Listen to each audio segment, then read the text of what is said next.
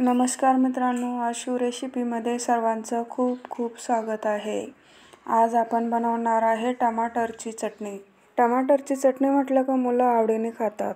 चला तर आपण रेसिपीला सुरुवात करूया। इथे लसूण कांडी घेतलेली आहे, हिरवी मिरची, कांदा आणि कोथिंबीर घेतलेली आहे। 4 ते 5 मी टमाटर घेतलेले आहे। हे सर्व मी बारीक चिरून घेतलेलं आहे। आता आपण कढाई ठेवलेली आहे, त्यामध्ये तेल घालून आपलं तेल गरम झालेलं आहे। त्यामध्ये मी आता जिरा मोहरी घालून लसणाची पाकळी घालून फोडणी देत आहे। त्यानंतर मी हिरवी मिरची त्यामध्ये घातलेली आहे, त्याला छानपैकी परतून घेणार आहे। आता आपण कांदा घालून घेणार आहे। कांदा सुद्धा आपल्याला छानपैकी परतून घ्यायचा आहे।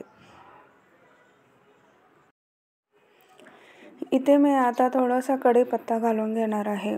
कढीपत्ता घातल्यानंतर आपल्याला छानपैकी परतून घ्यायचं आहे। आता त्यामध्ये मी थोडीशी हळद आणि रवी मसाला घालणार आहे। ते घातल्यानंतर आपल्याला थोडंसं परतून घ्यायचं आहे।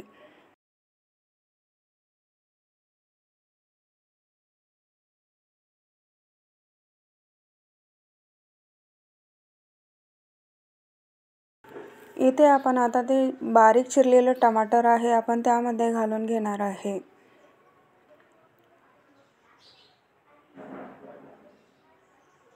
अशा प्रकारे मी हे टमाटर घालून छानपैकी मिक्स करून घेणार आहे।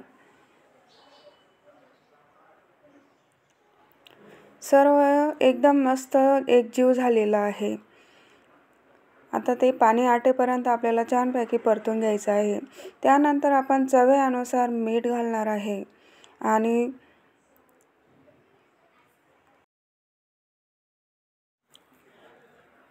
इथे मी थोडीशी साखर घालणार आहे। साखर त्यामध्ये घातल्यानंतर त्याला खूप छानपैकी टेस्ट येते।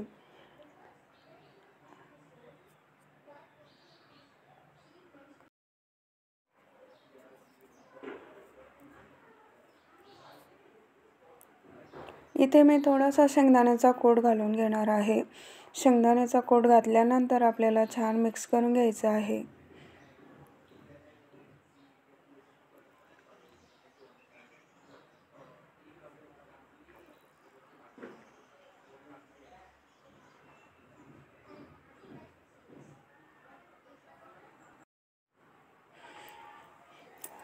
अशा पद्धतीने आपली ही टमाटरची चटणी मस्त शिजत आहे।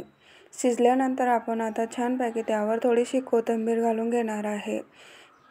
कोथिंबीर घातल्यानंतर आपण मिक्स करून घ्यायचं आहे आणि इथे आपली गरमागरम टमाटरची चटणी तयार झालेली आहे।